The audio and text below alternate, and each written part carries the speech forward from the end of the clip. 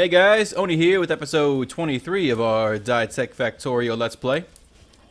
Alright guys, I think today's the day. Today's the day we're going to make the rocket defense.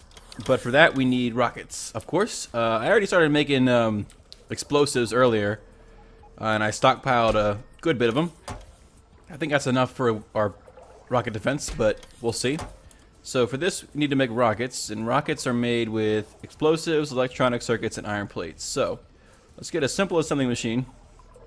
Let's say we can just mooch off of this chest here. We don't need to have to request a chest right there. We can say you make rockets, but you do need at least one requester chest. Oh, by the way, I finished researching the level 5 upgraded mining drills. This is the last mining drills research. It gives you the ultimate mining drill, which if you look at the requirements, it's insanely expensive, as the tooltip says. But its mining area, as you can see, is 99 by 99. Like, holy crap. I can't even imagine the type of conveyor belt you would need to support that level of mining. I mean, I guess the ultimate conveyor belt in this mod can do it, but I haven't even made any of those yet. So, but we've just been going through and getting research that we haven't gotten yet. I mean, I guess we can go ahead and get the next level of lab efficiency 3, or the next level of lab efficiency, which just happens to be lab efficiency 3. But back to this, let's see. It needs electronic circuits and iron. So we need a requester chest. No, not pipes. That requests iron and electronic circuits. Now this needs power, so let's get some power poles.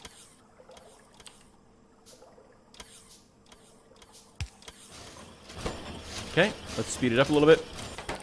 Let's give it an output, which can be just a regular chest. It's fine. Let's put it right there so that it reaches the power pole. Okay, so we'll let that work. We have 6 already. We need 100, so that'll take a little while.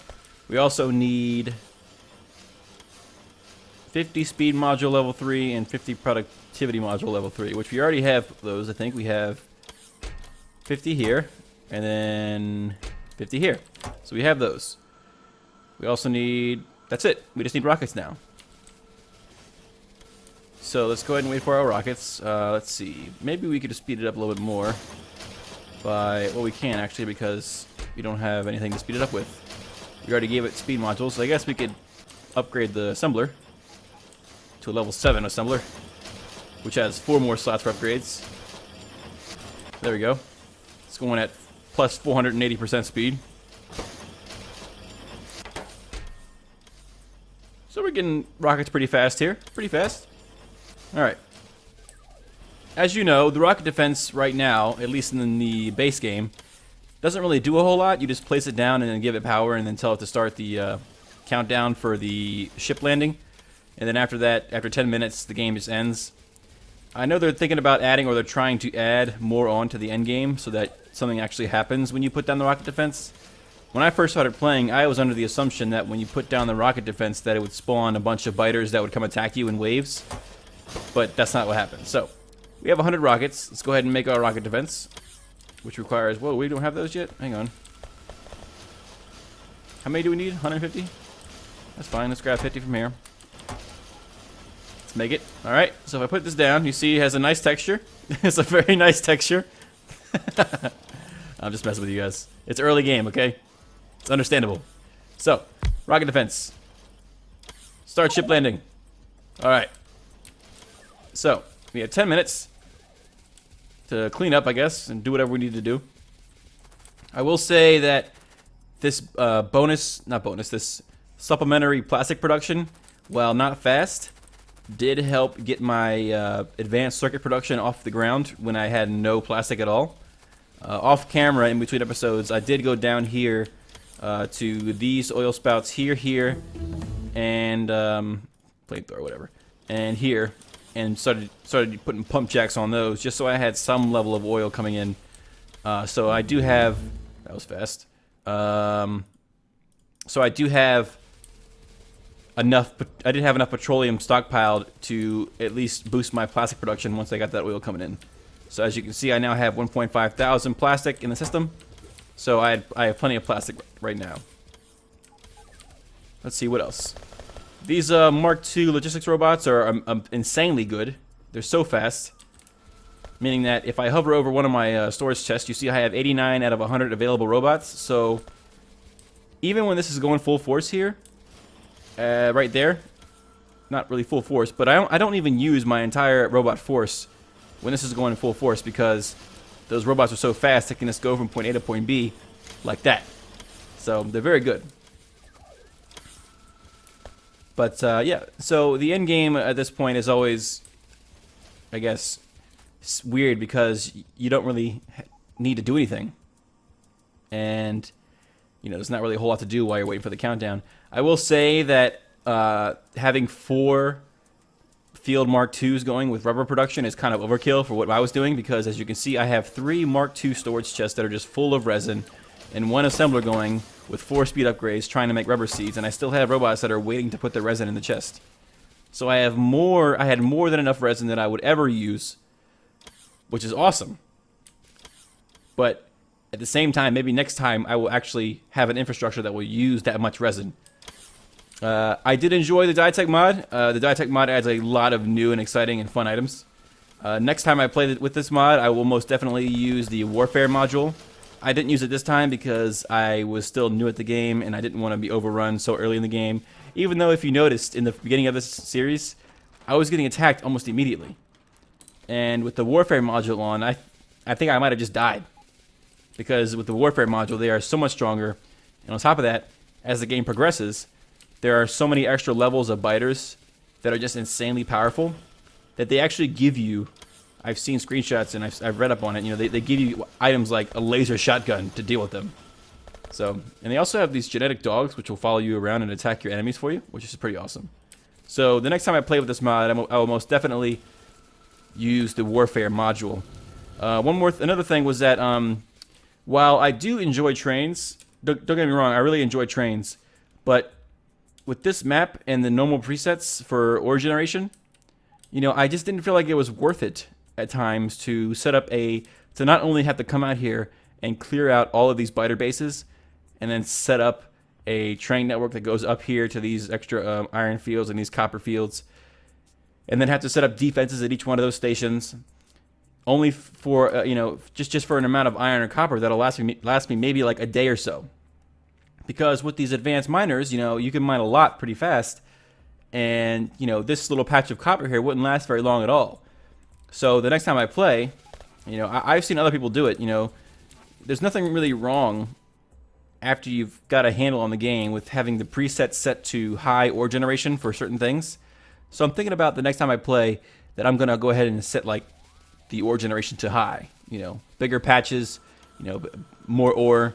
And that way, when I do run out of ore in my main area that I start in, it'll actually be worth it to build a train network that will go and get iron and copper from other places, because those other places will have lots of iron and copper themselves instead of just these little patches here and there that are just not worth it to me.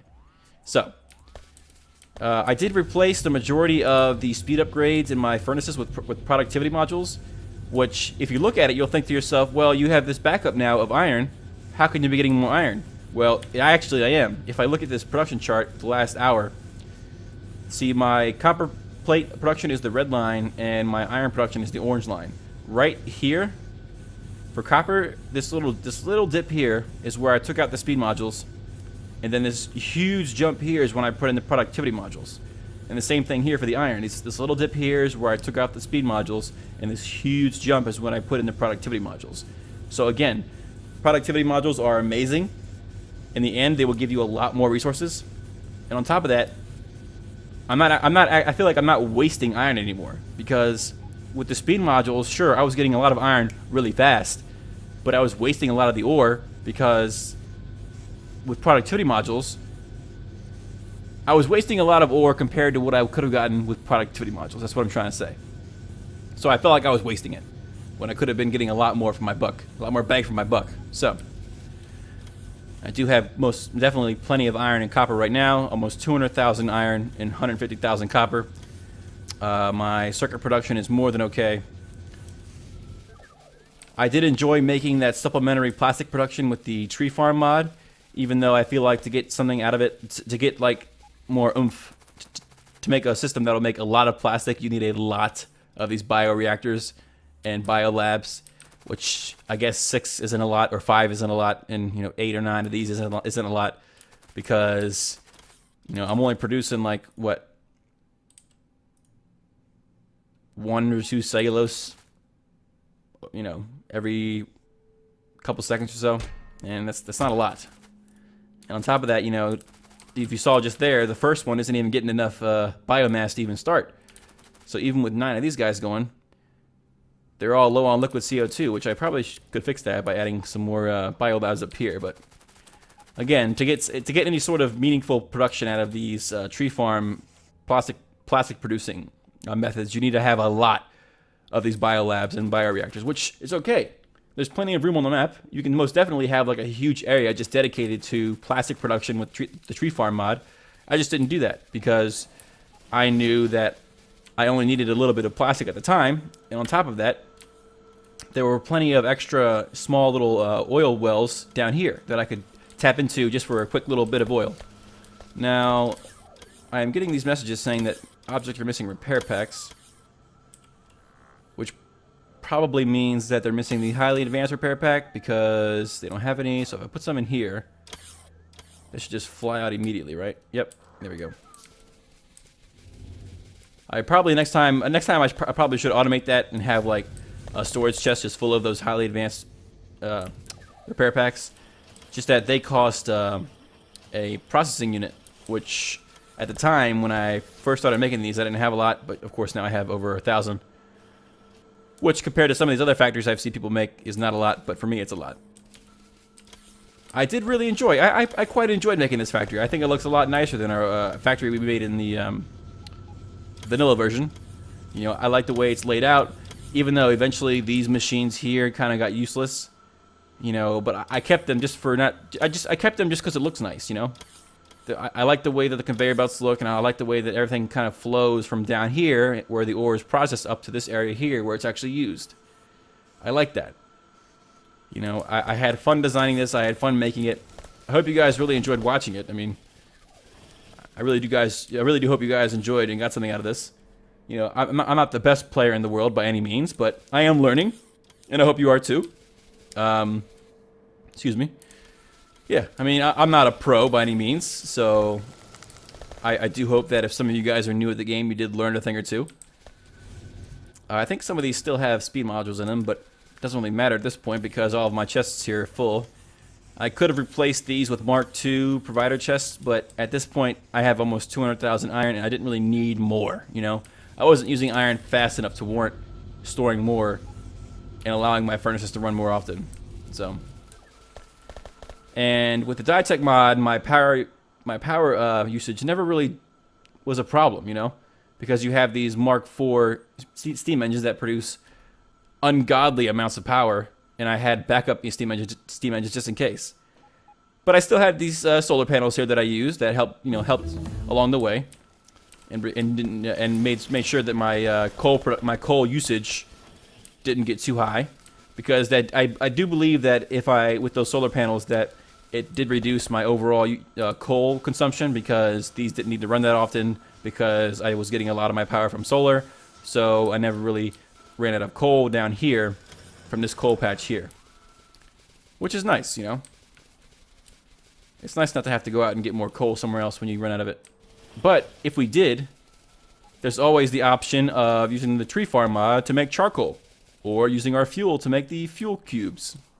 But yeah. So that's it, guys. We killed almost 20,000 small biters. We played for a total of 32 hours, 43 minutes, and 19 seconds, which of course you didn't see all of that because there were times when I was doing things that were extremely boring and would make for a pretty crappy video. But I did try to show you the more exciting parts and the more informative parts. So again, my name's Oni. Hope you enjoyed watching, and I'll see you next time.